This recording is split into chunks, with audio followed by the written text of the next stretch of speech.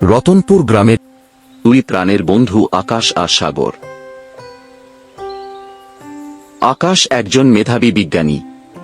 সে সিদ্ধান্ত নিয়েছে আলোর গতিতে চলা এক মহাকাশযানে চড়ে মহাকাশে যাবে। যাত্রার আগে সে সাগরকে বলল, বন্ধু, ঠিক 1 বছর পর আমি এই তারিখে ফিরে আসব।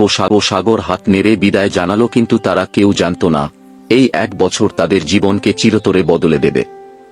বিজ্ঞানের এমন রোমাঞ্চকর তথ্য জানতে এখনই সাবস্ক্রাইব করুন বাপ্পাস ব্রেইন।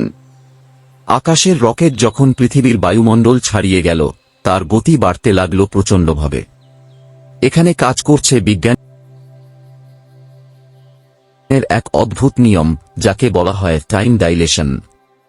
মহান বিজ্ঞানী আইনস্টাইন বলে গেছেন, মহাকাশে গতি যত বাড়বে সময় তত ধীর হয়ে যাবে। রকেটের ভেতরে আকাশের ঘড়ি একদম স্বাভাবিকভাবেই চলছিল, কিন্তু পৃথিবীর ঘড়ির সাথে তার পার্থক্য শুরু হয়ে গিয়েছিল সেখানেই। রকেটের ভেতর আকাশ দিব্যি ভালো আছে। সে ল্যাবে কাজ করছে, খাবার খাচ্ছে। মহাকাশের জানালা দিয়ে সে দেখছে অগণিত নক্ষত্র আর গ্যালাক্সি। তার হিসেবে ঠিক 365 দিন পার হয়েছে। সে ভাবছে, সাগর হয়তো এতক্ষণে আমার প্রিয় নাস্তা নিয়ে ল্যান্ডিং স্টেশনে দাঁড়িয়ে আছে।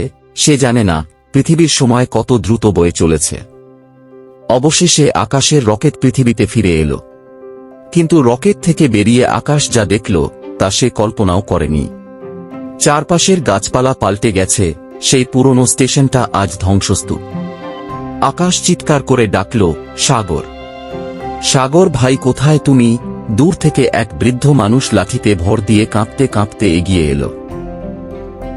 লোকটার চোখের কোণে জল। আকাশ অবাক হয়ে দেখল, এই বৃদ্ধ মানুষটি তার বন্ধু সাগর।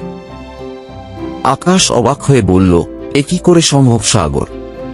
আমি তো মাত্র 1 বছর পর ফিরলাম। সাগর বলল, বন্ধু, তোমার কাছে যেটা 1 বছর, পৃথিবীর হিসেবে সেটা ছিল 50 বছর। এটাই বিজ্ঞানের আসল জাদু। উচ্চ গতিতে সময় ধীর হয়ে যায়। আকাশের বয়স মাত্র 1 বছর বাড়লেও পৃথিবীতে পার হয়ে গেছে আস্ত একটা জীবন।